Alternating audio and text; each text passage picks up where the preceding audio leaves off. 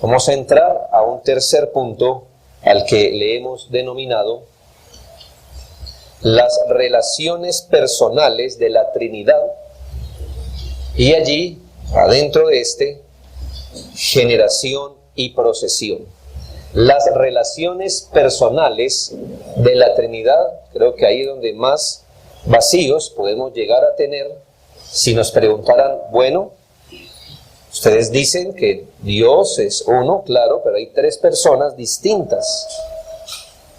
¿Qué las hace distintas? ¿Por qué son distintas?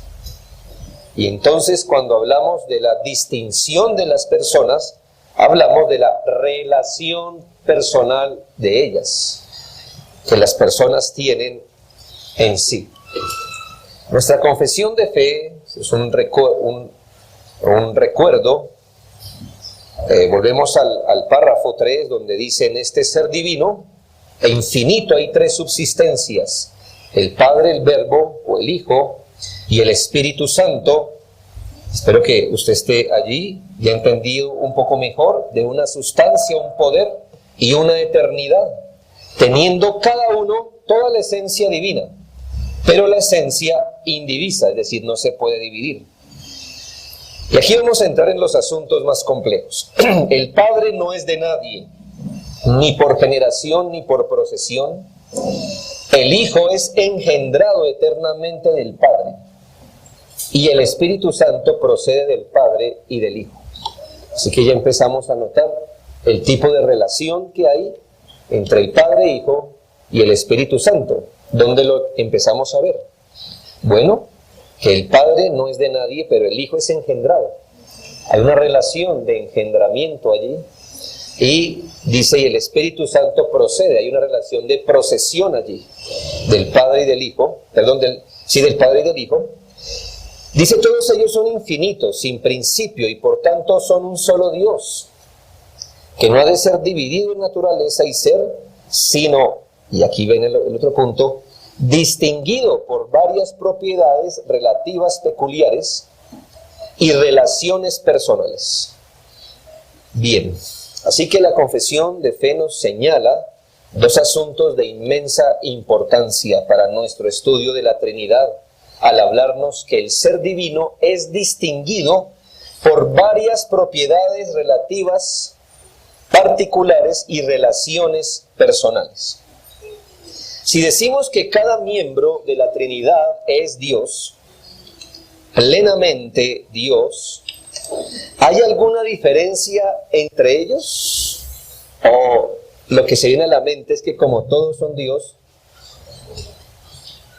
todos son exactamente idénticos en todo sentido. Piense, la distinción que tienen los tres miembros de la Trinidad es una distinción solo en cuanto a las tareas que cumplen, o hay una distinción más allá de las tareas que cumplen. ¿Sí?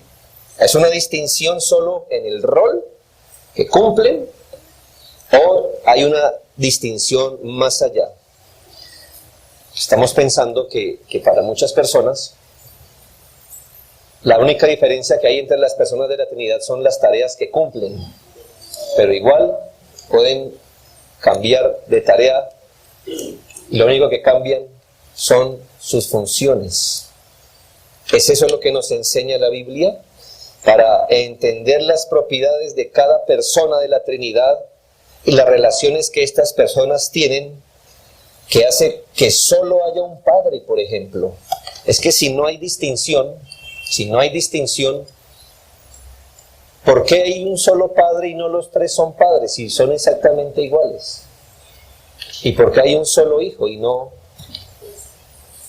¿Por qué uno de estos es el Hijo y no cualquiera? Porque mire, es que no hay distinción entre el uno y el otro. Para entender este tema, gracias al Señor, se nos han dado dos palabras. Bueno, ¿hay una distinción real? Sí, hay una distinción real. Para entender este tema, dos palabras tenemos que involucrar aquí. La palabra generación y la palabra procesión. La palabra generación cuando hablamos de la Trinidad, va a ser aplicada al Hijo, al Verbo, llámese generación o engendramiento, y la palabra procesión va a ser usada cuando, hablando de la Trinidad, se habla del Espíritu Santo. ¿Me hago entender? Son dos términos que nos toca empezar a manejar en la mente. Cuando dijimos generación o engendramiento, hablamos del Hijo. Y cuando hablamos de procesión, procesión viene de procedencia, de dónde procede. Entonces hablamos del Espíritu Santo. ¿Me hago entender? Solo para que un día no diga procesión y la haga como procede el Hijo. No. Nuestra Confesión dice que el Hijo no procede de nadie. Está engendrado. No procede. El Espíritu Santo procede. Son términos. Yo le doy la definición. Estas palabras han sido objeto de mucho estudio y tienen su razón, pero solo quiero empaparlo de la terminología. Bien, hermanos, ya que hemos afirmado que Dios se ha dado a conocer en Trinidad, no por una definición abstracta, es decir, en la Biblia no encontramos una definición de diccionario de lo que es la Trinidad, sino que más bien se nos ha dado a conocer la Trinidad en un aspecto relacional. Podemos y debemos atenernos a la información que nos da la Biblia para así derivar cómo es que Dios existe. Es decir, desde ya le voy a plantear el asunto. Difícilmente la Biblia nos va a decir cómo las personas de la Trinidad se relacionan entre sí, pero lo que podemos ver es el reflejo en sus obras, y cuando lo vemos obrar a Él, por implicación nos damos idea de cómo Él existe. Le pongo un ejemplo aquí. Seguramente usted ha ido a pasear y ha querido ver el sol cuando está en su esplendor. Mi pregunta es, hermano, ¿lo puede ver? No, eso es imposible, no se puede ver. Pero ¿quién de nosotros, estando en el lago, no ha visto en el lago y ahí sí se ve el sol? Lo veo aquí, pero no lo puedo ver directamente. Pero al menos el reflejo del agua, o a través del reflejo del agua yo puedo ver qué es lo que está pasando arriba, porque si lo miro directamente... Así que, hermanos, como Dios existe y como se relaciona a Dios mismo en sus tres personas, es algo que no nos es dado. No lo pudiéramos ni siquiera entender. Pero el reflejo de sus obras, de cómo Él obra, nos da a entender cómo Él existe y cómo se relaciona adentro de la Trinidad. ¿Cómo? Bien, pues a través de las designaciones con las que Él se ha revelado. Podemos darnos una idea de cómo Él existe, cómo Él se ha revelado. El Padre, ¿cómo se ha revelado? Como Padre. Es que Padre no es un nombre que le colocamos los hombres. Él se reveló como Padre. El Hijo se reveló como Hijo. La palabra Hijo no es un nombre que nosotros le pusimos, es un nombre con los que Él se reveló. Y Espíritu Santo lo mismo. Así que con estas designaciones con las que las personas de la Trinidad se han revelado, dice, bueno, ¿por qué el Padre se reveló como Padre? ¿Por qué? Bueno, eso es una manera de entender cómo existen ellos en Trinidad. ¿Qué papel o qué relación tiene el Padre con respecto a los demás miembros de la Trinidad? Cuando el Hijo se nos revela como Hijo, no es un capricho, nos está diciendo, en otras palabras, cómo debemos pensar de Él como Hijo.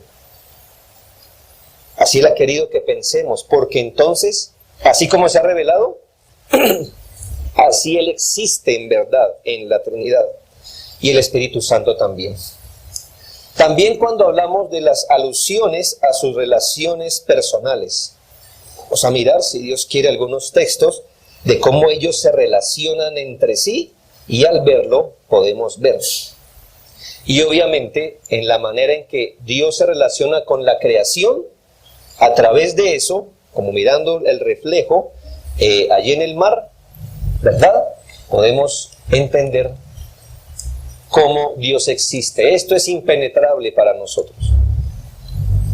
Pero al menos por el reflejo, al ver lo que sí podemos ver, es nuestra obligación, a partir de lo que sí podemos ver, entender o tratar de comprender cómo Dios existe en Trinidad. Como le digo, cuando Dios se reveló, no se reveló caprichosamente. Algo así como, bien, me voy a revelar al hombre, me voy a revelar como padre, pero es igual si me dijeran madre, tío, primo, no importa, pero digámosle padre. Y cuando el hijo se va a revelar como hijo, igual sería hermano, nieto, no importa, pero llamémosle hijo. No. Estos nombres, estas designaciones, son una revelación del ser de Dios, de cómo Él existe en verdad. Las palabras de la Biblia no son caprichosas. También, en ocasiones, cuando ellos se relacionan entre sí y cuando se relacionan con lo creado, nos da el entendimiento, ya que no podemos ver aquí, pero podemos ver aquí, al verlo en estos tres asuntos, entendemos en qué consisten sus relaciones personales. Antes de proceder a mi explicación, permítame darle dos advertencias. Primero, que cualquier argumento que demos de aquí en adelante jamás quiere decir que hay grados de Dios en Dios. ¿Ya? Es decir, cualquier cosa que digamos de aquí en adelante, quítese ya la carga. Ya quítesela. Y se la quiero quitar ya. Cualquier cosa que digamos, no estamos diciendo que hay una persona que sea más Dios que otra. ¿Ya? No, eso no, quítesela. Todas son Dios. Y que todas son Dios significa que todas las personas en la Trinidad son completa y absolutamente Dios. Es más, todos comparten los atributos divinos. Así que si uno es eterno, el otro es eterno y el otro es eterno. No es que uno sea eterno, el otro un poquito menos y el otro un poquito menos. Todos sus atributos están en él.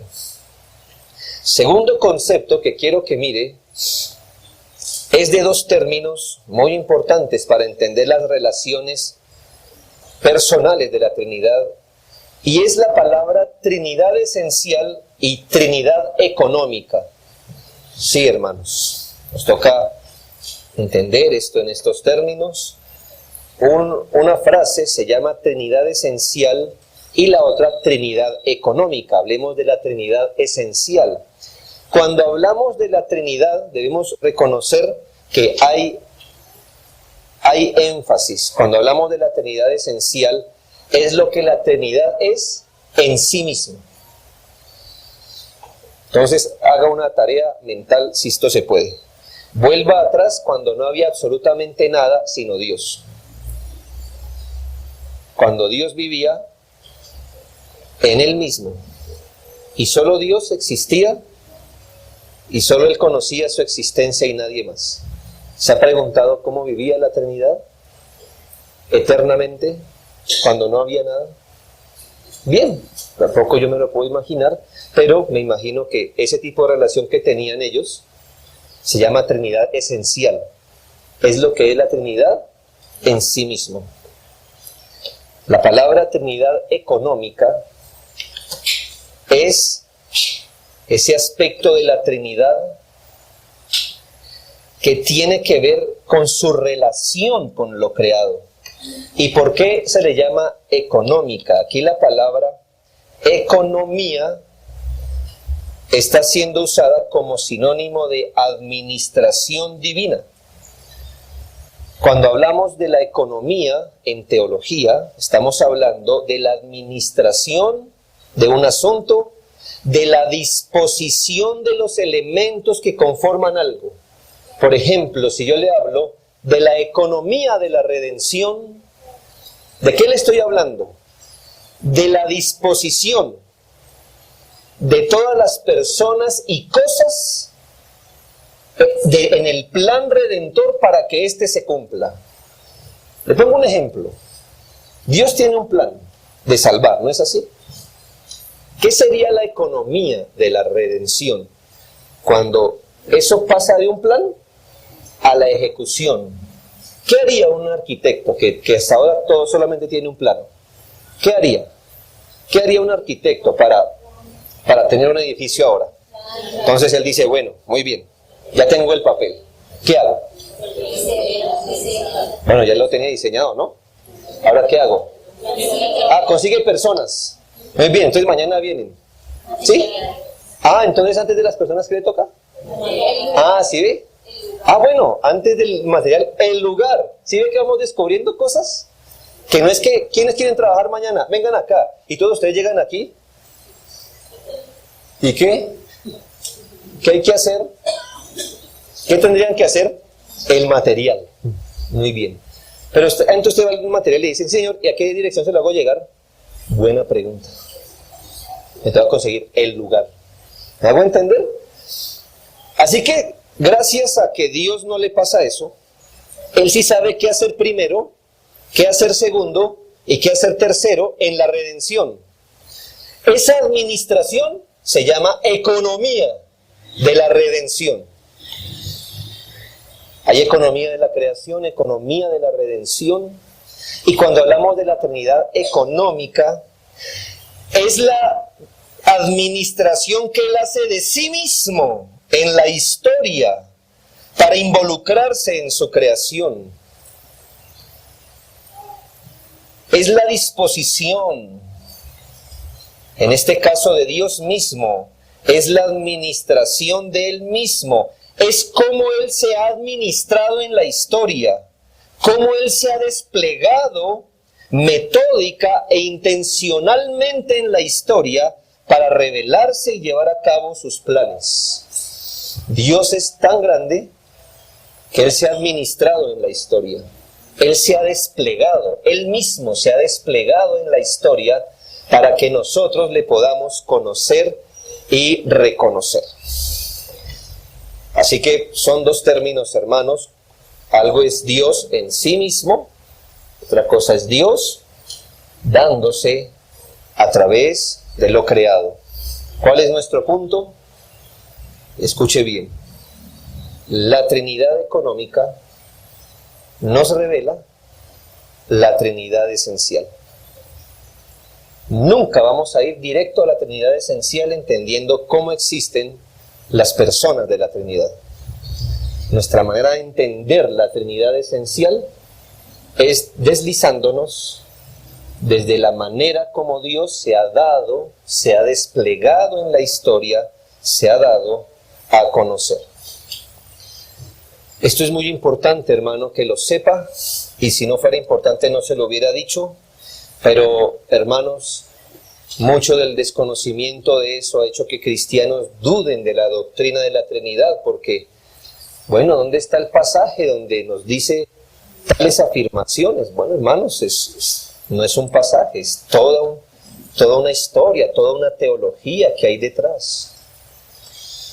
Así que empecemos, hermanos, con algo no menos difícil, y es la generación eterna del Hijo. Por así decirlo, el corazón, la llave que nos ayuda a entender las relaciones personales de la Trinidad, es la doctrina de la generación eterna. Es decir, entendida la generación eterna, ya entendemos cómo se relacionan las demás personas de la Trinidad entre sí. Es decir, si logramos determinar que el Padre es realmente el Padre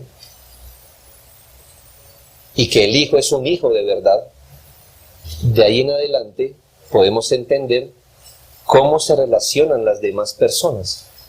Mi punto es este, hermano, es que muchas personas dicen que la designación Padre es una designación arbitraria de parte de Dios, que eso no significa nada esencialmente, o que si significa algo tiene que ver con el plan redentor, no más. No, hermanos, mi punto es, si logramos demostrar que el Padre significa más que un título, y más que un título al nivel de la redención, y si logramos demostrar que el Hijo es un Hijo de verdad, y no es solo hijo por la redención, sino hijo, eternamente hijo, entonces logramos establecer cómo es que ellos se relacionan entre sí. La palabra generación eterna, que es la que se usa para el hijo, puede causar confusión, porque si algo es generado, nos parece que es que ha llegado a existir. Pero no es lo que la frase significa bíblicamente. Hablamos sí de una generación, sí, de algo que viene, que es generado. Pero la palabra de al lado nos dice algo: generación eterna. Generación eterna. Es, en otras palabras, diciendo que el Hijo, nuestro Señor Jesucristo, eternamente, antes de la creación, el Hijo viene del Padre, pero eternamente. No pasa como con el ser humano. Hubo un momento donde el papá existía, pero no el Hijo. ¿Sí es así? En el caso de la Trinidad, el Hijo viene del Padre, pero no hubo nunca donde el Hijo no existiera y donde el Padre no fuera Padre. Por eso se llama generación eterna. Una generación que no tuvo comienzo. Una generación que ha existido desde la eternidad. Ahora usted dirá, ¿cómo es que hemos llegado a creer en algo tan extraño como eso? Bueno, la respuesta es que la Biblia lo dice, y déjeme darles 7 argumentos a favor de la generación eterna del Hijo. Primero, que la economía de la redención es idéntica a la economía de la creación. Esa es una muy buena prueba para entender cómo se relacionan las personas de la Trinidad.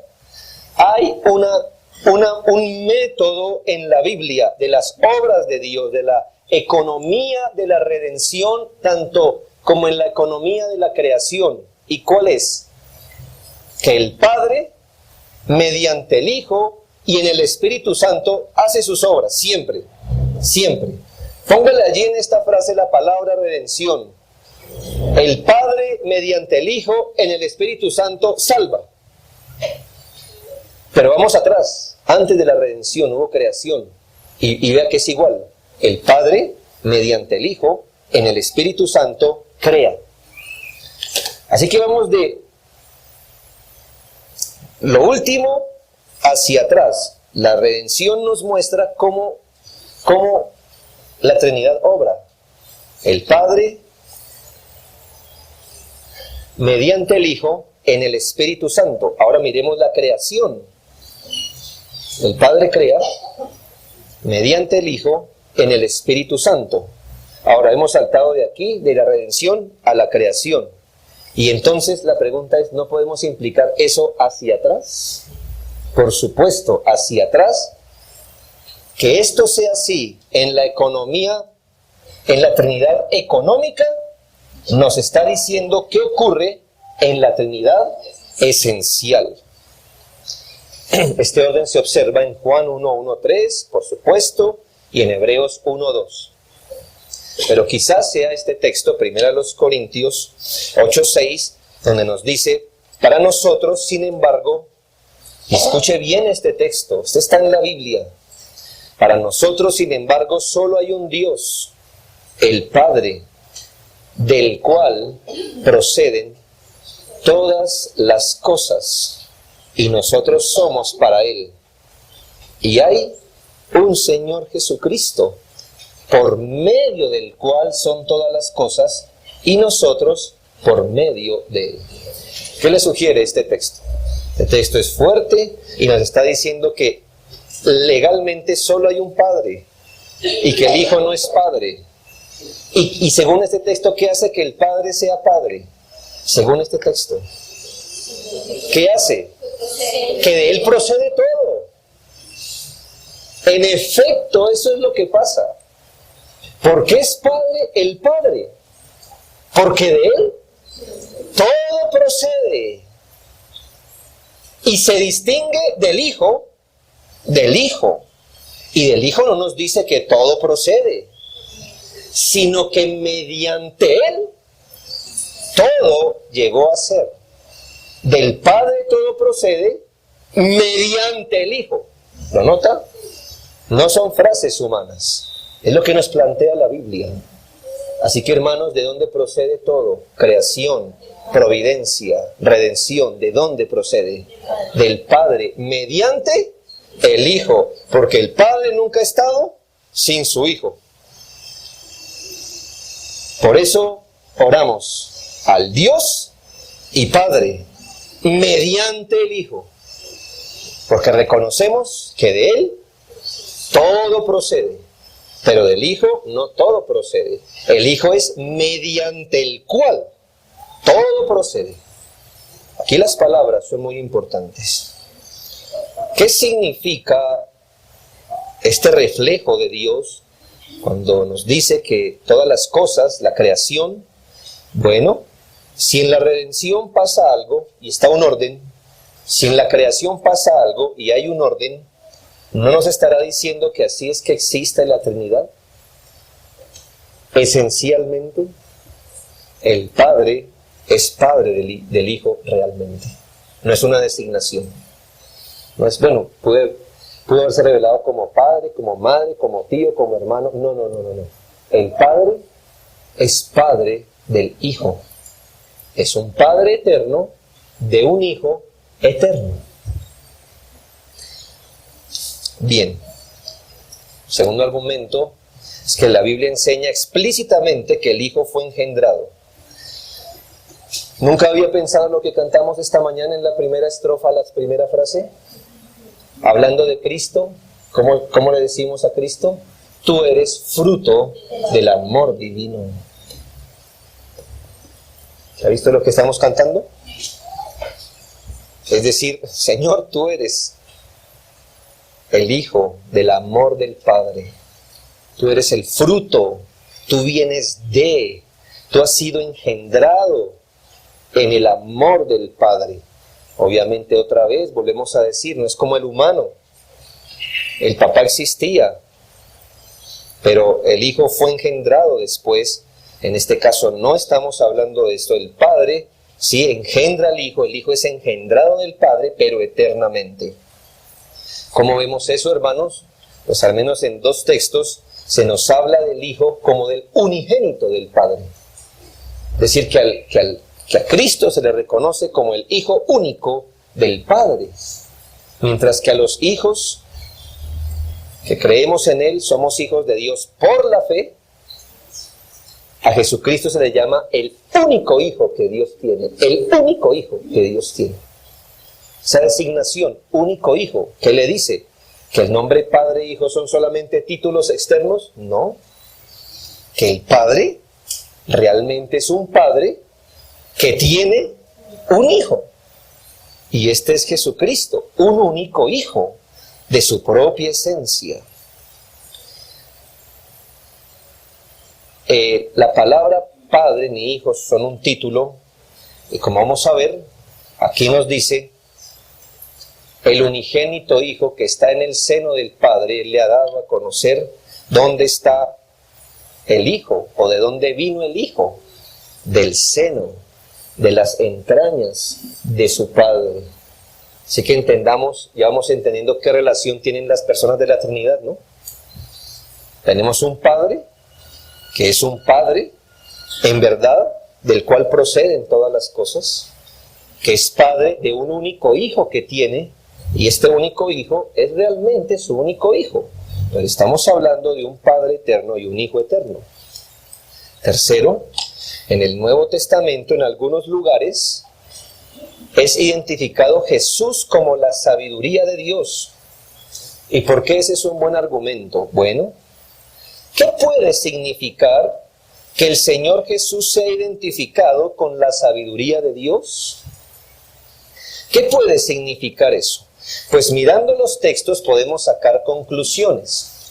Quiero que busque Proverbios 8, 22 al 31, pero quiero que usted mismo lea en su propia Biblia cómo habla Proverbios 8 de la sabiduría. Ahora bien, mientras lo busca debe saber que Proverbios 8 tiene un paralelo,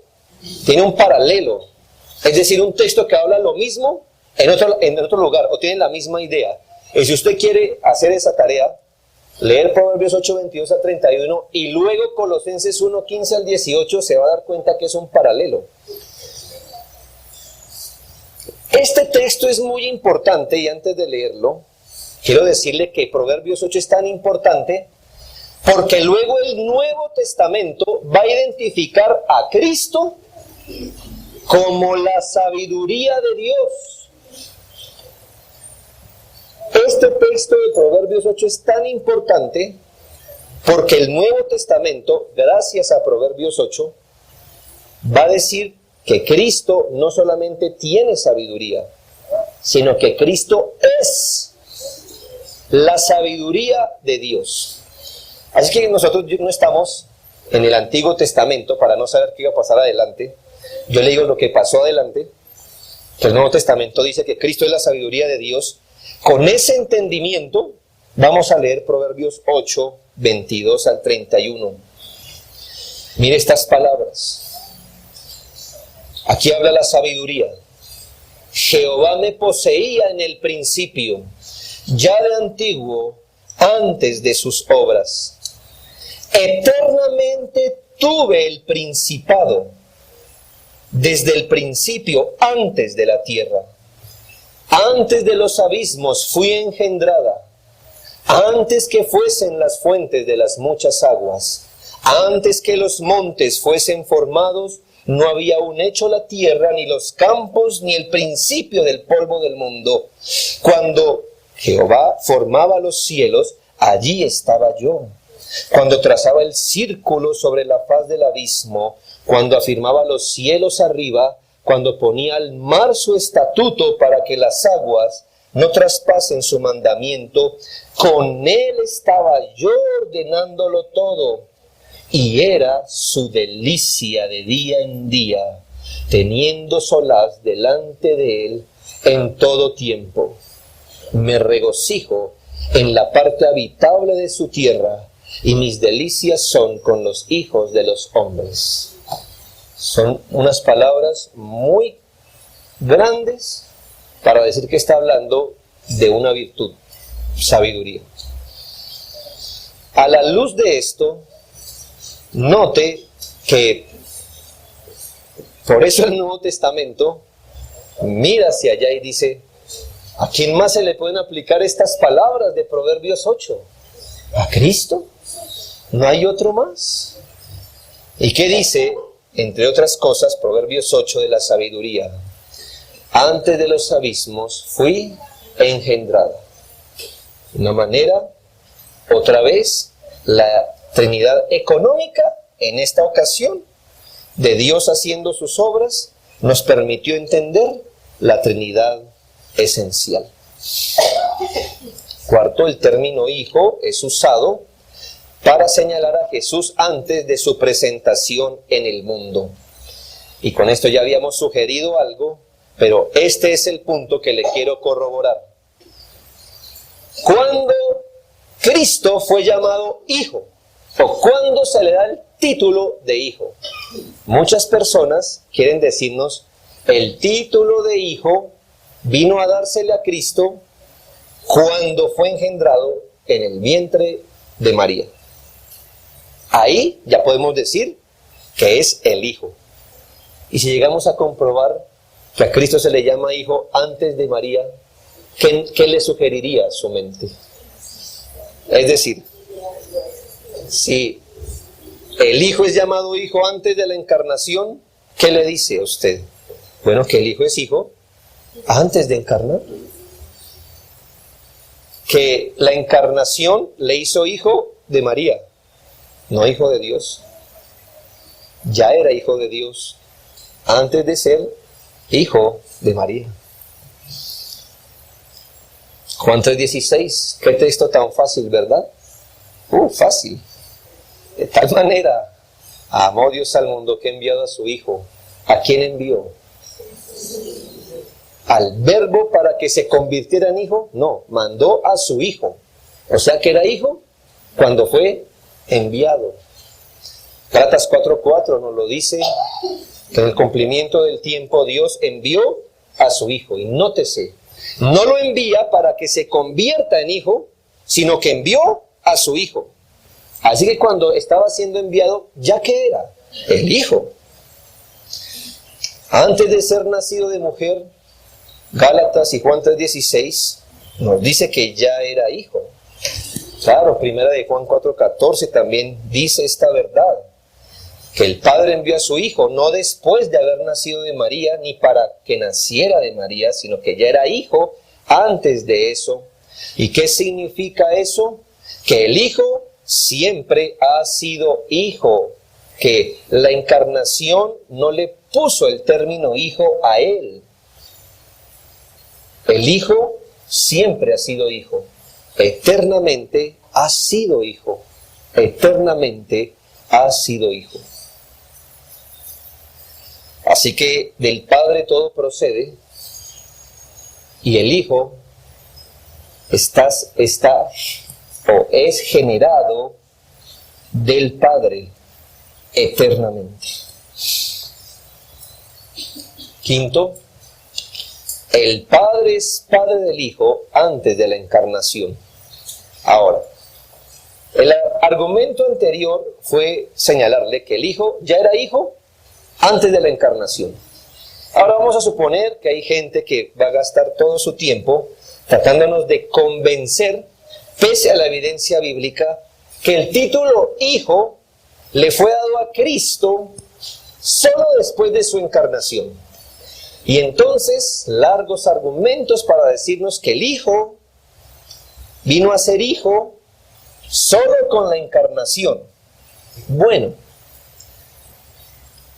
vamos a conceder como si eso fuera verdad. No es verdad, pero vamos a suponer, vamos a suponer que el nombre de Hijo se le dio a Cristo luego de su encarnación. ¿Qué hacemos con la Biblia, con las evidencias que la Biblia nos da acerca del Padre, el cual es descrito como Padre antes de la encarnación del Hijo? Es decir, nos quitamos el problema del Hijo, está bien. El Hijo fue llamado Hijo después de la encarnación. ¿Y por qué se le llama al Padre Padre antes de la encarnación? ¿Era Padre de quién? ¿Me hago entender? Si el Hijo solo fue Hijo luego de la encarnación, ¿por qué antes de la encarnación al Padre se le llama Padre? Sería una falsedad. ¿Padre de quién? Antes de la encarnación, ¿de quién era Padre? Si el Hijo vino a ser Hijo después de María. Así que no nos quitamos el problema. La Biblia nos habla que el Padre se le ha llamado Padre antes de la encarnación. Juan 10:36, al que el Padre santificó y envió al mundo. Cuando el Padre envió al mundo al Hijo, ya era Padre, ¿se da cuenta? No fue Padre de Cristo cuando encarnó en María, ya era su Padre para enviarlo. Juan 4:14, y nosotros hemos visto y testificamos que el Padre ha enviado al Hijo, el Salvador del mundo.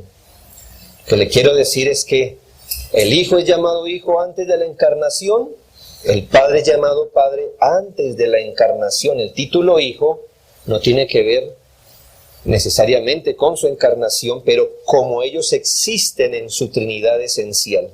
Y en esto no se vaya del tema. ¿Qué estamos comprobando?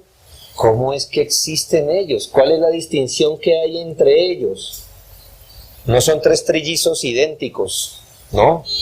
Hay un Padre que es completamente Dios, pero es un verdadero Padre de un único Hijo que tiene. Lo que pasa es que este Hijo es absolutamente Dios, eterno, pero es un Hijo real del Padre. Piense esto, sin la doctrina, sexto argumento, sin la doctrina de la generación eterna y de la procesión eterna que vamos a ver, es imposible distinguir las diferentes personas de la Trinidad. Es más, si no hacemos esta distinción, si no reconocemos la distinción entre las personas, hablar de primera, segunda o tercera persona hasta sería ilegítimo. ¿Por qué primera? ¿Primera de qué? ¿Por qué está aquí y por qué esta no viene acá y este aquí? ¿Por qué? Sin esta distinción tendríamos en Dios un Dios que existe en tres personas neutrales, es decir, indistinguibles. Igual le podemos llamar Padre a cualquiera o Padre a los tres. No hay distinción, no. Esto desdibujaría lo que la Biblia enseña. Quizá esta sea la manera en que Dios nos cabe en la mente, pero no es la manera como Dios existe. Por último, sin la doctrina de la generación eterna, se pierde, se desdibuja completamente el valor del amor eterno entre las personas divinas y el amor redentor. Quiero que entienda este argumento, y este argumento dice que si no reconocemos esta distinción que hay entre el Padre y el Hijo, como que de verdad el Padre es Padre del Hijo, de un Hijo de verdad, se nos desdibuja el amor eterno que ha habido entre ellos y el amor redentor que ha tenido hacia el pecador. Bueno, esperamos que no sea una especulación, pero ¿qué relación había entre las personas de la Trinidad antes de todo? Antes de todo, cuando estaban sin nada más sino ellos. La manera como han obrado nos dice qué relación había entre ellos. Perfecto amor. Una relación de perfecto amor. ¿Por qué lo sabemos? Porque en su Trinidad económica, ¿qué vemos de Dios? Tanto en creación, en providencia y sobre todo en su redención. Reflejado el amor de Dios. Pero piense esto. Piense que no hay distinción en las personas, que es un simple título que ellas llevan. ¿Qué le parecería esta versión del Evangelio? Una persona neutral envió a otra persona neutral para morir por nuestros pecados. Igual cualquiera pudo enviar al otro para nuestra salvación. No importa, es Dios salvando, ese es el punto. Una persona indistinguible envió a otra para la salvación del pecador, pero igual la otra pudo enviarla primero y así para nuestra salvación. Esto es desfasado. ¿Por qué? Note lo que dice la palabra de Dios. Juan 15:9. Jesucristo dijo: así como el Padre me ha amado. Vaya armando eso en su mente. Cristo era consciente que su Padre desde antes le ha amado. Que dice además, segunda de Pedro 1:17, este es mi Hijo amado, en el cual tengo mi complacencia. Si usted nota la relación que hay entre el Padre y el Hijo, un Padre de verdad y un Hijo de verdad, el Evangelio cobra vida y color, porque el Evangelio dice lo siguiente: el Padre amante envió a su amado Hijo, su unigénito, quien atrapa toda su complacencia para ser el Salvador del mundo. En esto se ve en verdad el amor del Padre, en que nuestra redención se trató de un Padre real enviando a su Hijo amado real, a quien ha amado desde antes, a quien le ha amado eternamente, en quien se ha complacido eternamente. Eso le da valor a la redención, porque el Padre se desprende de su Hijo a quien ha amado desde antes que usted existiera y yo. Lo ha amado de verdad porque es su Hijo de verdad y se desprende de su Hijo para la salvación del pecador. Ese es el Evangelio. Esa es la gloria del sacrificio del Padre, desprenderse de su propio Hijo, a quien ha amado de forma perfecta desde antes que todo existiera. Y esa es la gloria del Hijo, quien quiso hacerse maldición cuando solo había complacencia y amor sobre él. eternamente. Es una muestra de verdadero amor. Si negamos la doctrina de la generación, el evangelio no es más que un asunto superficial, más bien pragmático. El punto es salvar al hombre. Así que vaya usted o voy yo, vaya el que sea. No. La salvación es más que un asunto pragmático. Es un padre de verdad. El Padre enviando a su Hijo en quien se complacía, poniéndolo como maldición. En el que antes se complacía, ahora visto como maldición, fue el Hijo. ¿Ya entiende usted el tormento de Cristo en el Getsemaní? No eran los clavos, no eran los clavos. Hay gente en la historia que no le ha temido ni a los clavos, ni a la corona de espinas, ni al fuego. Mártires no han corrido por eso. ¿Usted cree que el perfecto hombre iba a salir corriendo como un niño al ver los clavos? No, eso no era lo que le atormentaba. Le voy a decir cuál es la copa que no quería beber. Tú me has amado, yo he sido tu complacencia. ¿Acaso en la cruz no hay otra manera de que tú no me mires como maldición? Usted y yo hemos nacido no amados de Dios, pero aquí hay uno que ha sido eternamente amado por Dios. Y el solo pensar que su padre le abandonaría en la cruz le hizo sudar gotas como de sangre. Para usted y para mí podríamos morir en nuestra sangre y eso sería justo, gloria a Dios. Pero no el Hijo, no el Hijo. Él está acostumbrado a hacer la complacencia de su Padre. ¿Cómo pensar que en un momento de su historia no solamente tendría que velar su deidad, sino ponerse bajo la maldición de quien siempre lo ha amado? Ese es el Evangelio, porque eso Él lo hizo por la iglesia. Si no hay una distinción real entre un ser neutro, mandó a otro ser neutro, el punto era salvarles, no importa cómo, la verdad. No, hermanos. La doctrina, lo hemos insistido una y otra vez, la doctrina de la Trinidad no es un asunto que se nos reveló como doctrina teórica. Tiene teoría. Gaste su mente en esto, gástela. Pero ¿cuál es la intención de esta revelación? Enseñarnos a conocer al Dios que en nuestro caso nos ha amado. Nos ha amado. Que nuestra alma, rodeada de asombro por Dios, le admire y le ame. Le admire y le ame.